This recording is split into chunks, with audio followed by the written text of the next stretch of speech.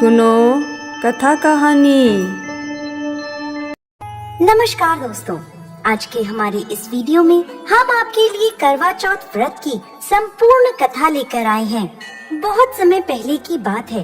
किसी साहूकार के 7 बेटे थे और उनकी एक बहन करवा थी।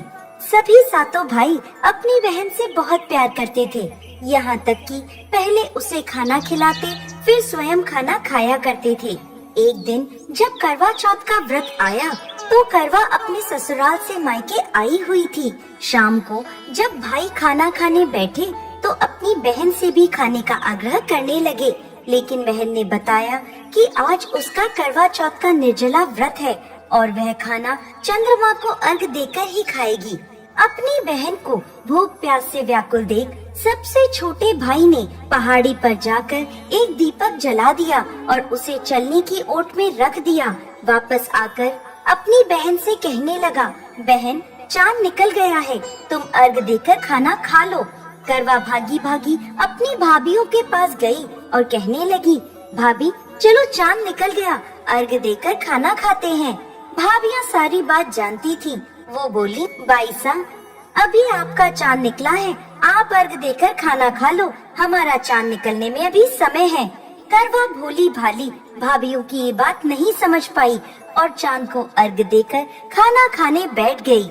जैसे ही पहला निवाला तोड़ा तो उसे छींक आ गई, दूसरा निवाला तोड़ा तो उसमें बाल निकल आया और तीसरा निवाला तोड़ते ही उसके ससुराल से खबर आ गई कि जैसी भी हालत में है तुरंत अपने ससुराल पहुँचे। सेठानी करवा को विदा करने के लिए जैसे ही कपड़े निकालने लगी तो कभी उसके हाथ में काला कपड़ा आए तो कभी सफेद। ये देखकर सेठानी को बहुत चिंता हुई और वह करवा से बोली, बेटा रास्ते में जो भी मिले उन सबके पैर छूती जाना, जो भी तुझे बूढ़ सुहागन होने का आशीर्वाद दे तो वहीं अपने पल्ले में गांठ बांध लेना।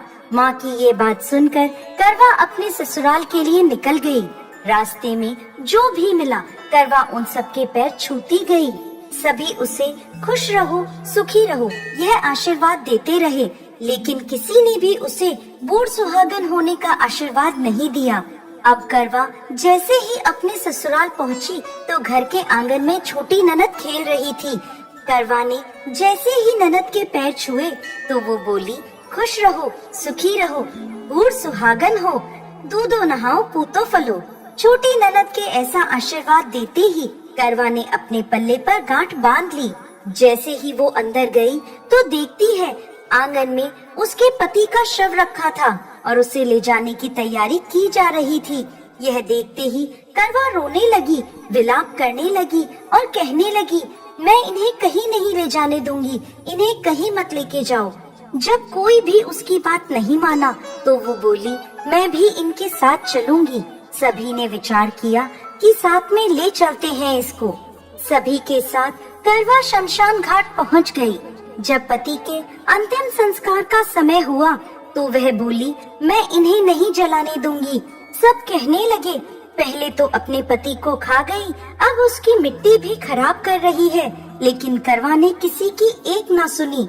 सभी लोगों ने आपस में विचार विमर्श किया और उसको शमशान में ही एक झोपड़ी डलवा दी। उस झोपड़ी में करवा अपने पति को लेकर रहने लगी। अब करवा सुबह शाम अपने पति की साफ सफाई करती और उसके पास बैठी रहती थी। सुबह शाम छोटी ननद आकर उसे खाना पानी दे जाया करती थी। अब वह हर महीने की चौथ का व्रत करने लगी। व्रत करती, चंद्रमा को अर्घ देती और जब पूजा करने बैठती तो चौथ माता प्रकट होकर कहती, करवो ले घड़ी बुखारी करवो ले, भाइयों की प्यारी करवो ले। तो करवा उनसे अपना सुहाग मांगने लगती। हर महीने की चौथ माता उससे कहती, तेरा सुहाग हमने नहीं, सबसे बड़ी चौथ माता ने लिया है, उनसे अपना सुहाग मांगना। ऐसे करते करते अश्विन की चौथ आई तो करवा उनसे कहने लगी, माता मैं 12 महीने से यहाँ बैठी चौथ का व्रत कर रही हूँ, अब तो मुझे मेरा सुहाग वापस लौटा दें। तब अश्विन की चौथ माता करवा से कहने लगी, तेरा सुहाग हम नहीं लौटा सकते, तुझसे बड़ी कार्तिक की चौथ माता नाराज है, यदि तू अपने पति के प्राण वापस चाहती है तो उनके पैर पकड़ लेना और उनके पैर छोड़ना मत। 16 श्रृंगार का सारा सामान तैयार रखना। ऐसा कहकर चौथ माता अंतर्ध्यान हो गयी। जब कार्तिक की बड़ी चौथ आई तो करवा ने अपनी छोटी ननद से 16 श्रृंगार का सुहाग का सारा सामान मंगवाया। जब ननद ने जाकर माँ को यह बात बताई तो सास बोली, पागल हो गई है, जो मांगती है दे आओ। छोटी ननद सुहाग का सारा सामान लाकर करवा को दे देती है। अब वह करवा चौथ का व्रत रखती है, चंद्रमा को अर्घ देती है और जैसे ही जोत करी तो चौथ माता उसके सामने प्रकट हुई और कहने लगी, करवो ले, घड़ी बुखारी करवो ले, 7 भाइयों की प्यारी करवो ले, दिन में चांद उगाने वाली करवो ले।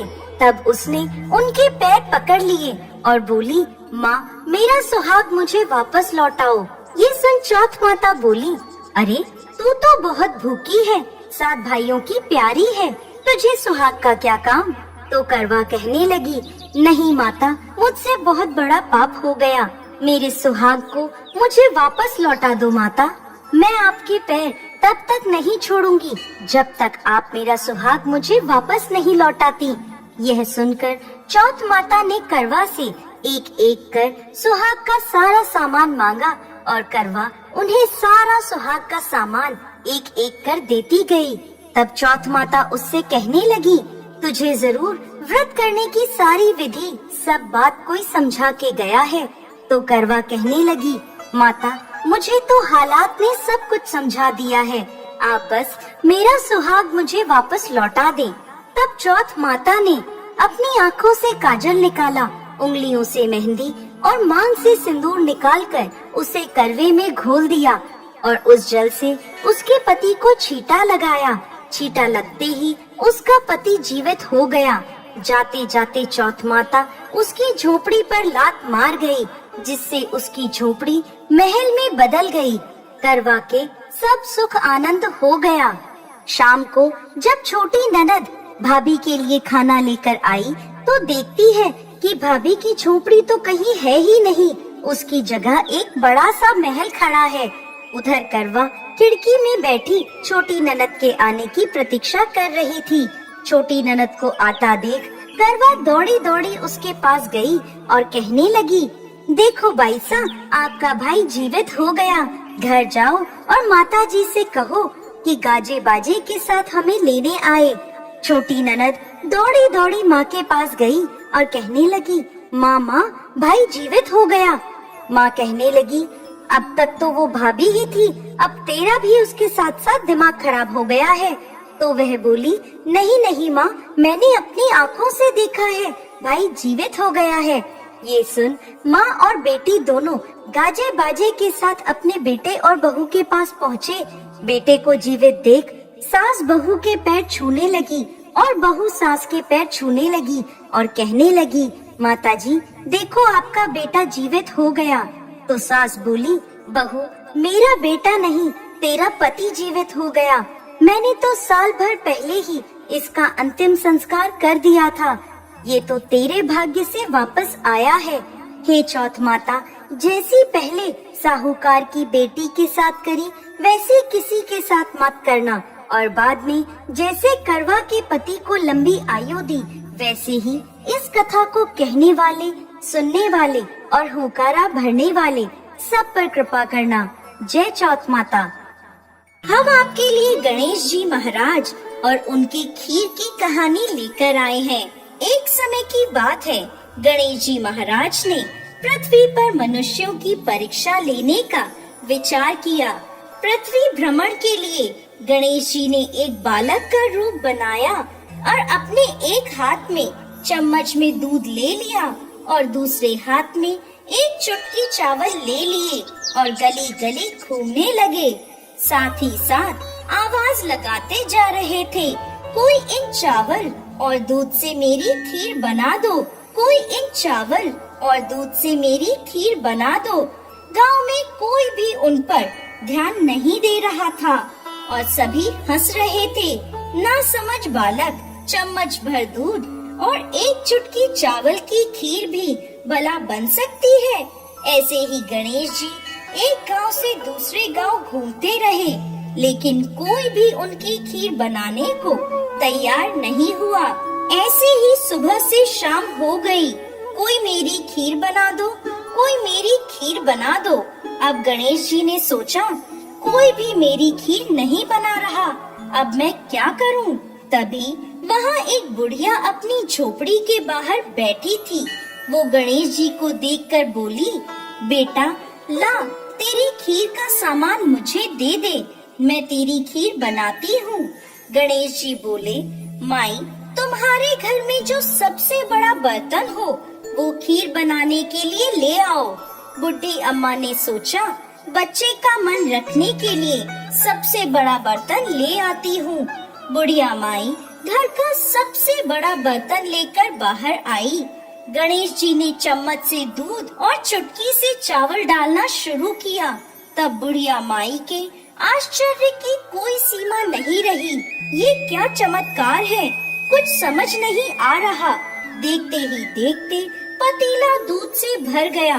बुढ़िया माई ने उस पतीले को चूल्हे पर चढ़ाकर खीर बनाना शुरू कर दिया।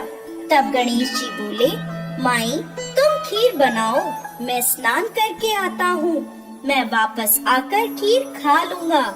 बुढ़ी माई बोली, बेटा, इतनी ढेर सारी खीर का मैं क्या करूँगी? तब बालक गणेश बोले, माई, तुम सारे गांव को खीर खाने का न्योता दे दो। बुढ़ी माई बोली, ठीक है, मैं पूरे गांव को कह देती हूँ।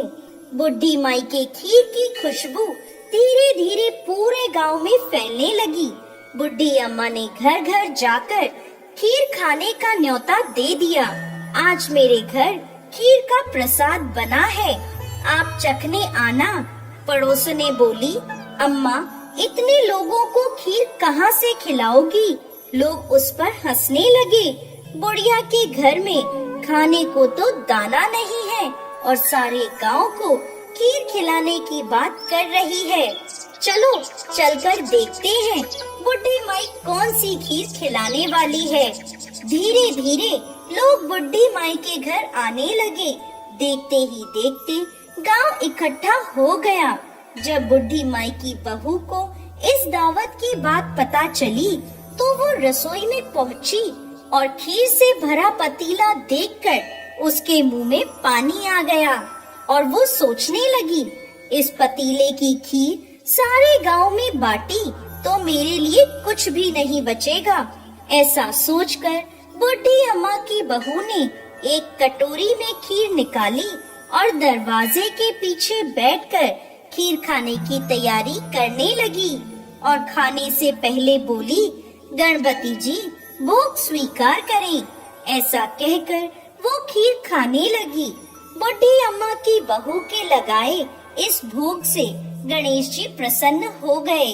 जब बाल गणेश स्नान करके वापस आए तो बुढ़ी अम्मा बोली, बेटा, तुम स्नान करके आ गए, आओ तुम्हें खीर परोस दूं। तब बाल गणेश बोले, माई, मेरा पेट तो खीर से भर गया, अब तुम खीर खा लो, अपने परिवार को खिलाओ और सारे गांव को खीर खिलाओ। तब बुढ़ी माई पूछने लगी, बेटा, तुमने ये खीर कब खाई? गणेश जी महाराज बोले, जब तुम्हारी बहू ने रसोई घर के दरवाजे के पीछे बैठकर मुझे भोग लगाया था, तब मैंने खीर खा ली। तब बुढ़ी अम्मा समझ गई, यह जरूर गणेश जी महाराज हैं। वो हाथ जोड़कर उनके आगे खड़ी हो गई। गणेश जी महाराज बोले, बुढ़ी माई, तुम भी खीर खाओ, अपने परिवार को खिलाओ, पूरे गांव को खीर खिलाओ और उसके बाद बची हुई खीर को 4 पतीलों में रखकर अपने घर के 4 कोनों में रख देना। अब बुढ़ी माई ने पूरे गांव को खीर खिलाई और बची हुई खीर 4 बर्तनों में करके अपने घर के चारों कोनों में रख दी और सो गई। जब वह सुबह उठी तो उसके आश्चर्य की कोई सीमा नहीं थी। हे गजानन भगवान, ये मैं क्या देख रही हूँ? पतीलों में खीर के स्थान पर हीरे मोती और जवाहरात भरे हैं। हे विघ्नहर्ता, आपने मुझ पर बड़ी कृपा करी है। बुढ़ी माई को अपनी दयालुता का फल प्राप्त हुआ। उसकी सारी दरिद्रता दूर हो गई। हे गणेश जी महाराज, जैसी कृपा आपने बुढ़ी अम्मा पर करी, वैसे ही इस कहानी को कहते, सुनते और होकार भरते सब पर करिएगा। जय गणेश जी महाराज।